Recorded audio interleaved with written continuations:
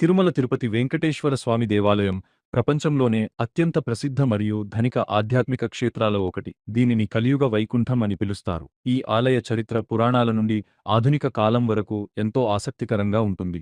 అనేక శతాబ్దాల చరిత్ర కలిగిన ఈ క్షేత్రం గురించి ముఖ్యమైన విషయాలు ఇక్కడ ఉన్నాయి. 1.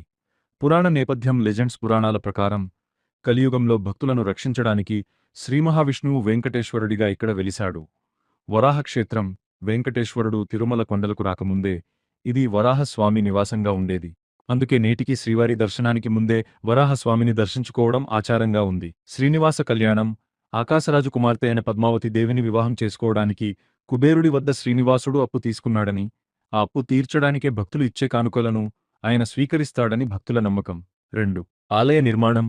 రాజవంశాలు. తిరుమల ఆలయం ఒకేసారి నిర్మించబడి కాదు, శతాబ్దాల కాలంగా వివిధ రాజుల పాలనలో ఇది అభివృద్ధి చెందింది. తొండమాన్ చక్రవర్తి.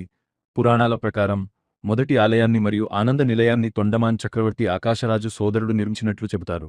పల్లవులు. చోళులు. క్రీ.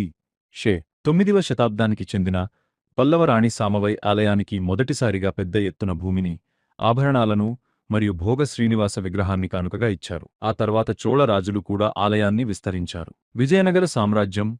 14-15వ శతాబ్దాల్లో విజయనగర రాజుల కాలంలో ఈ ఆలయం స్వర్ణయుగాన్ని చూసింది.